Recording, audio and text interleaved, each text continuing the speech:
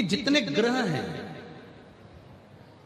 शनि, राहु, केतु, मंगल, बुध, शुक्र, जितने भी ग्रह हैं सब शिव के अनुकूल हैं, सब शंकर के अनुकूल।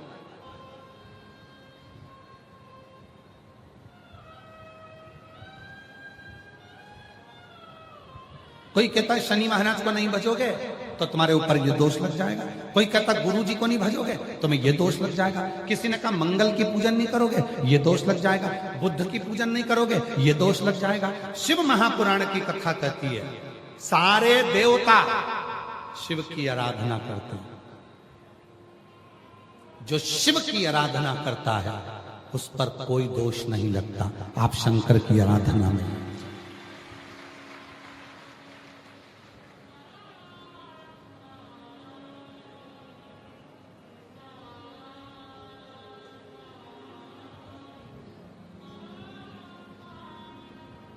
शिव की साधना में लग जाए, उसकी आराधना।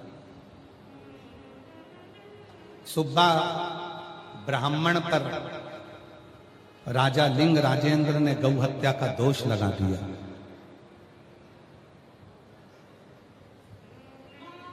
लिंग राजेंद्र ने ब्राह्मण को बुलवाया, सुब्बा राय तुमने गौ हत्या करी है।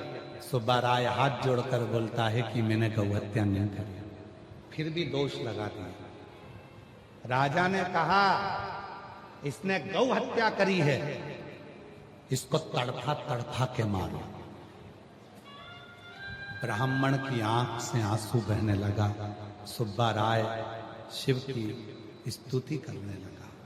जब उसकी चमड़ियों को खींचा जा रहा था, शरीर को तड़फा तड़फा कर जब मारा जा रहा था, सुब्बा राय के सामने शिव आकर खड़े हो गए।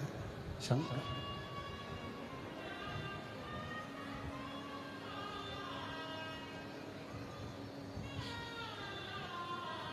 भगवान देवदिगम महादेव सुब्बा राय के सामने आकर, जिसकी चमड़ी खींची जा रही है, जिसके प्राण खींचे जा रहे हैं, जिसके शरीर में त्राण हो रहा है, जो मर रहा है तड़प तड़प कर, उसके सामने शिव खड़े थे।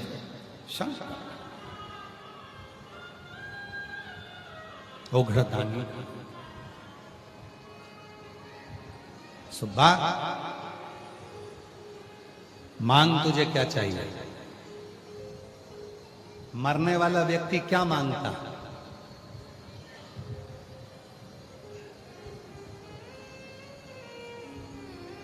दुनिया के सारे शिव भक्तों में केवल एक भक्त था, सुब्बा राय, जिसने शिव जी से क्या मांगा। मरते समय थोड़ा ध्यान दीजिएगा। दुनिया का एक शिव भक्त जो भगवान से क्या मांग रहा है? सुब्बा राय मांग तुझे क्या चाहिए? तो निर्दोष है, तेरे में झूठा इल्जाम लगाया जा रहा है, मांग ले तुझे क्या चाहिए। सुब्बा राय ने कहा मुझे राक्षस बना दो। एक भगत, दुनिया में शिव का एक भगत था सुब्बा राय, जो भगवान से कहता है कि मैं ब्राह्मण भले हूं, मैं ब्राह्मण के घर में जन्मा, शिव की साधना करी, मरते समय आपका दर्शन कर रहा हूं, पर मैं आपसे वर मांगता हूं, मुझे राक्षस बना दो। राक्षस क्यों? तू राक्षस बन के करेगा क्या? सुब्बा राय ने कहा मैं ब्रह्म राक्षस बनकर इस लिंग राजेंद्र राजा को उसका दंड दूंगा।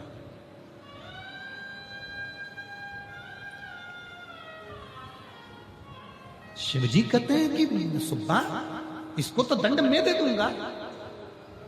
हाथ जोड़कर सुब्बा कहता है नहीं नहीं नहीं नहीं, ये मेरा दोषी है, दंड भी मैं दूंगा। आप मुझे ब्रह्म राक्षस बना दो। ब्रह्म राक्षस का मतलब जानते हो आप लोग?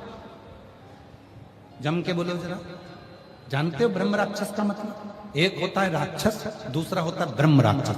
ब्रह्म राक्षस का मतलब है इसको पूर्व का सब ज्ञान होता है, विद्वान होता है, ज्ञानी होता है, परंतु इसको असुर इसलिए कहा गया कि जो जो इसको कष्ट देता है ये उससे बदला लेता है। कोई बुरा काम करता है ये उससे बदला लेता है, कोई गलत काम करता है ये उससे बदला लेता है, कोई गलत कार्य कर रहा होता है ये उससे बदला लेता है। ये उससे बदला है।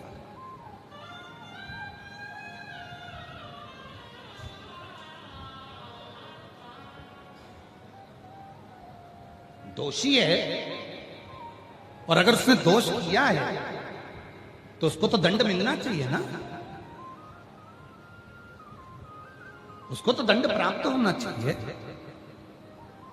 और हमने पहले भी इस व्यासपीठ से कहा है और आज फिर कहते हैं, पूर्व में भी कहा था,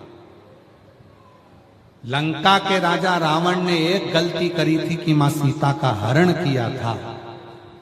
आज भी दशहरे पर रावण को जलाया जाता है। हम अपनी व्यासपीठ से निवेदन करते हैं, अब रावण को जलाना बंद करो। अब एक काम चालू करो, अपने नगर में, अपने गांव में जो छोटी छोटी बच्चियों के साथ गलत काम कर रहे हैं, उनका पुतला जलाना प्रारंभ करो। अब रावण का समय नहीं है।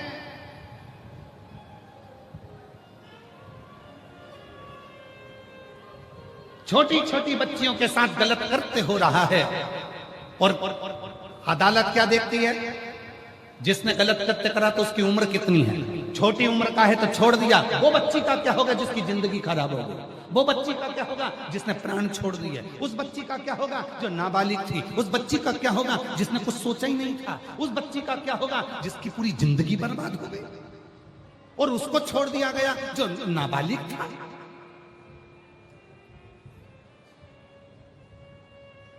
सरकार को एक दंड बनाना चाहिए, अगर किसी छोटी बच्ची या किसी लड़की के साथ अगर गलत करते होता है तो भरे चौराहे पर गोली मार देना चाहिए। सरकार को एक दंड बनाना चाहिए, एक नियम बनाना चाहिए। कब तक बेटियां, कब तक बच्चियां, ये छोटी छोटी बेटियां, ये छोटी छोटी बच्चियां कब तक भोगेंगी? कब तक? और मेरी जीजियों, आप लोगों से निवेदन है, यदि सरकार नियम ना बनाए तो आप एक नियम बनाओ, अपनी बेटी को इतना बोल्ड बनाओ, जीजा बाई जैसा, अहिल्या बाई जैसा, झांसी की रानी जैसा। घर में ट्रेनिंग दो तुम अपनी बेटियों को, घर में ट्रेनिंग दो तुम अपनी बच्चियों को, अपनी बेटी को जीजा बाई बनाना। और याद रखना, जब अपने घर की बेटियां जीजाबाई बनेगी तो उसके गर्भ से छत्रपति वीर शिवाजी जैसे बेटे जन्म लेंगे, जो हमारे सौराष्ट्र की नींव रखेंगे।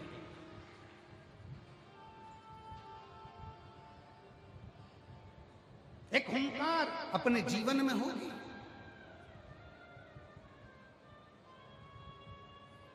याद करो,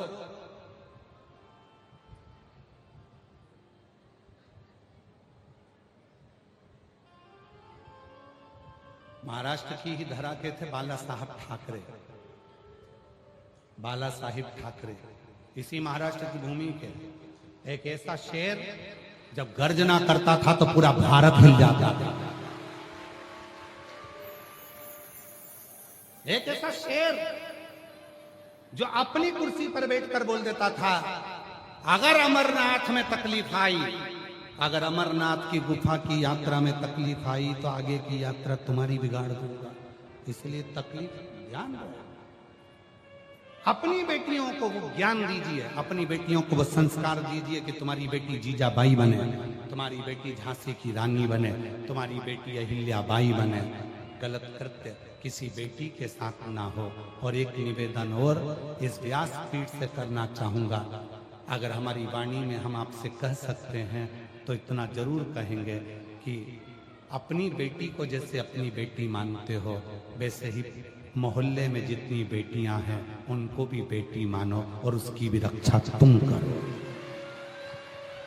उसकी भी रक्षा तुम करो, कोई दूसरा नहीं। कब तक चिल्लाते रहोगे बचाओ बचाओ बचाओ? कब तक चिल्लाओगे? खुद बचो ना, खुद स्वयं।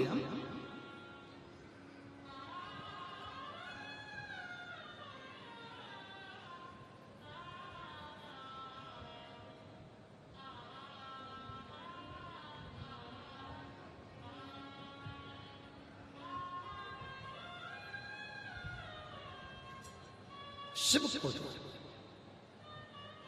सुब्बा ने कहा कि मेरा बदला मैं खुद लूंगा, मेरा बदला मैं खुद लूंगा। अच्छा, कई लोगों के मन में रहती है ये बातें।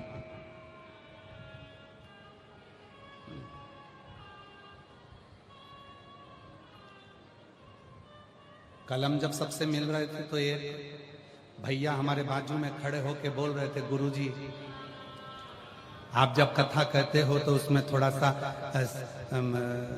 बहुओं को सुधारने की बात कर दिया करो गुरुजी। फिर एक आया तो उसने कहा कि ये वाली बात बोल दिया करो। तो हमने मन में सोचा कि सब गुरुजी बोलेंगे, तुम क्या करोगे? तुम क्या करोगे? जो गुरुजी बोलते हैं, गुरुजी जो बोलते हैं वो तो अपनी बुद्धि में बिठाओ। पहले अपने घर में प्रसन्न रहना चालू करो और एक लोटा जल चढ़ाना प्रारंभ करो, धीरे धीरे कर सुधर जाओ। आज घर बिगड़ा क्यों है? आज घरों में क्लेश क्यों है? आज घरों में झगड़ा क्यों है? आज प्रत्येक घर बिगड़ा हुआ क्यों है? बिगड़ने का एक कारण है, सबके कानों में जहर घोला जा रहा है।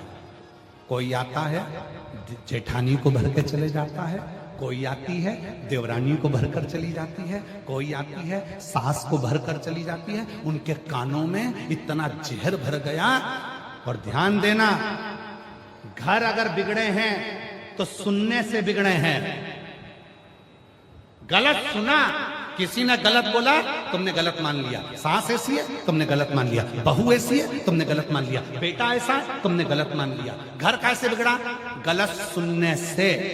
जब गलत सुनने से घर बिगड़ सकता है तो शिव महापुराण की कथा सुनने से घर सुधर भी सकता है, निश्चित।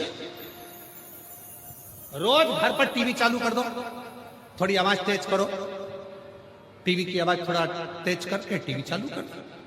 तो कहाँ बहू अंदर से आवाज देकर, मम्मी थोड़ा सा टीवी कम कर दो ना, अभी तो बर्तन मांज के थोड़ी देर पलंग पर मैं विश्राम के लिए आई हूँ, बच्चे आ जाएंगे फिर ट्यूशन पढ़ाना है मम्मी। तो मम्मी को कह देना चाहिए, बेटा बहरी हो गई मैं, सुनाई देता नहीं है, इसलिए टीवी की आवाज थोड़ी तेज कर देती हूँ जिससे सुनाई दे जाए।